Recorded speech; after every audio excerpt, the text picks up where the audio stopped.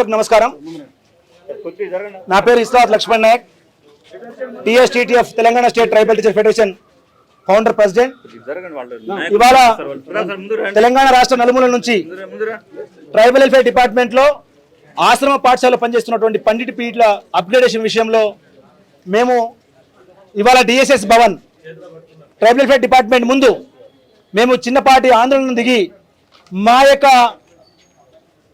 హక్కులని, మా యొక్క అంశాలని రాష్ట్ర ప్రభుత్వం దృష్టికి, రేవంత్ అన్న దృష్టికి తీసుకుపోవడం కోసము ఒక ముట్టడి కార్యక్రమాన్ని చేపట్టాము. మేము రేవంత్ అన్న ప్రతి విషయంలో చక్కగా స్పందిస్తూ వెంటనే పరిష్కార మార్గం చూస్తూ ఉన్నారు. కాబట్టి ఏదైతే అతి పెద్దగా ఇవాళ దాదాపు ట్రైబల్ వెల్ఫేర్ డిపార్ట్మెంట్లో, మరి పెద్ద డిపార్ట్మెంట్ ఎడ్యుకేషన్ డిపార్ట్మెంట్లో మరి ఇవాళ చాలా కాలం నాటుగా మరి పెండింగ్లో ఉన్నటువంటి సమస్యల్ని రాష్ట్ర ప్రభుత్వం, గత రాష్ట్ర ప్రభుత్వం మాకు మోసం చేసింది.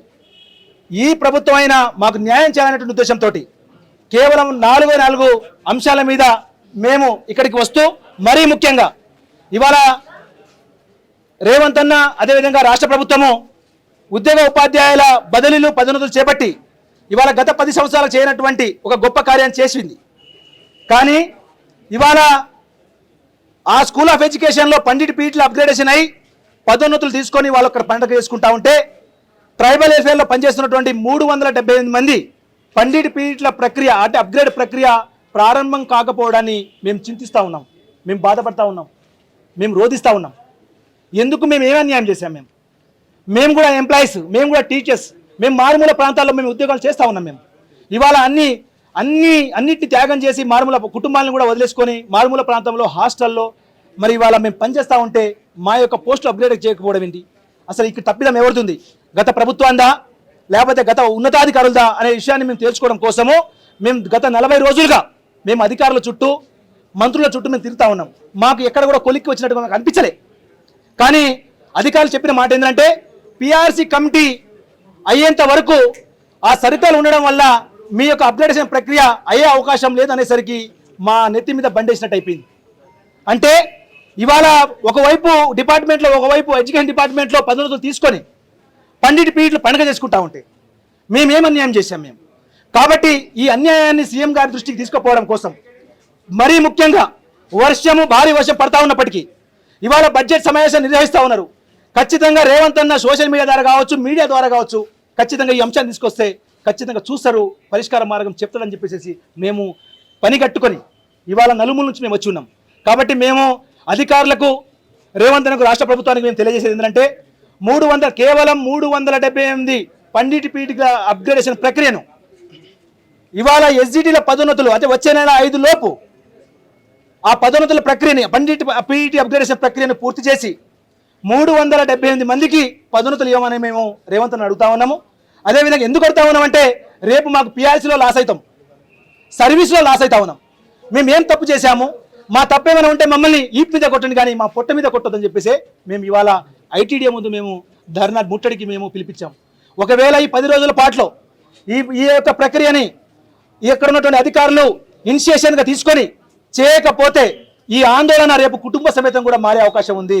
మేము రాష్ట్ర ప్రభుత్వానికి వ్యతిరేకంగా పోదలుచుకోలేదు, కానీ ప్రతి విషయంలో రేవంత్ అన్న స్పందించే విధానం చూస్తే మేము చాలా గొప్పగా ఫీల్ అవుతా ఉన్నాం. నిన్నగాక మీరు చూశారు, మీరు ఏదైతే గొర్రెల కాపరి అమ్మాయికి ఐఐటి సీట్ వచ్చింది, కానీ పేదరికంలో నలిగిపోతామనే ఎమ్మటే స్పందించి ₹1,50,000 ఇవాళ ఆర్థిక సాయం చేశారు. అదేవిధంగా గ్రూప్ 2, గ్రూప్ 1 వాయిదా వేయమంటే వాళ్ళ అభ్యర్థులని అర్థం చేసుకొని ఇవాళ వాయిదేశారు. కాబట్టి మా అభ్యర్థులను కూడా అర్థం చేసుకోండి రేవంత్ అన్న, మేము మీకు వ్యతిరేకం కాదు. ట్రైబల్స్, మేము ఇన్నోసెంట్ ట్రైబల్స్, ఇప్పుడే మేము ఏజెన్సీ ఏరియాలో 40 మండలాల్లో జీవో 3ని కోల్పోయి ఇవాళ ఉపాధిని మేము కోల్పోయాము. అంటే రిక్రూట్మెంట్ని, ఇవాళ డైరెక్ట్ రిక్రూట్మెంట్ మేము కోల్పోయాం. కానీ ఆ విషయంలో కావచ్చు, ఇక్కడ ఈ విషయంలో కావచ్చు, అదేవిధంగా 4 మాత్రమే ఇక్కడ సమస్యలు ప్రధానంగా ఉన్నాయి.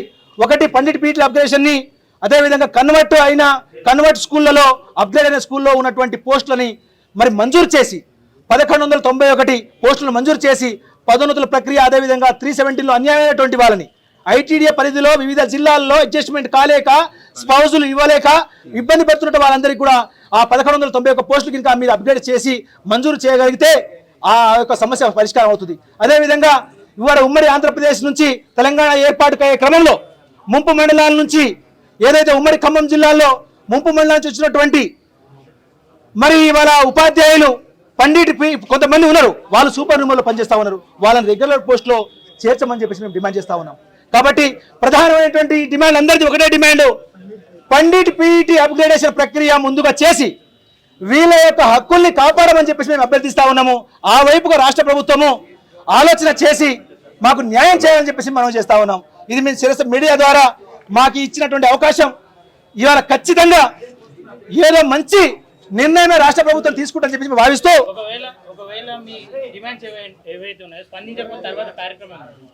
మేము ఒకటే చెప్తున్నామండి, మా సమస్య అనేది గొంతిమ కోరిక సమస్య కాదు.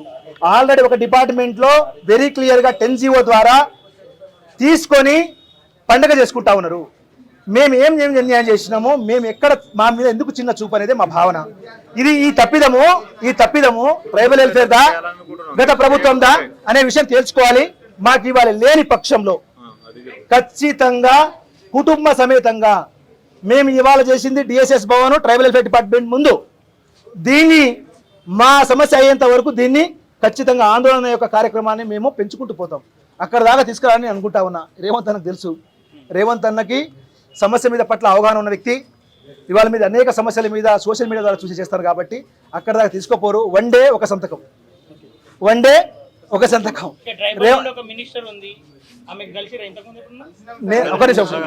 అన్న, ఇక్కడ ఇంకో సీతక్క పంచాయతీ ఒక నిమిషం.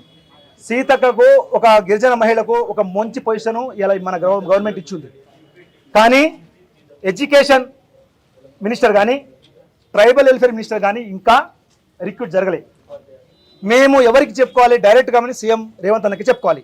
కాబట్టి మేము రేవంత్ అన్న దగ్గర పోయే ముందు అధికారులు మేము కలిసిన వెరీ క్లియర్గా ఈ పిఆర్సీ సర్కులర్ ఏందో దాని గత ఏందో రేవంత్ అన్న తెలుసుకొని మాకు న్యాయం చేయాలి.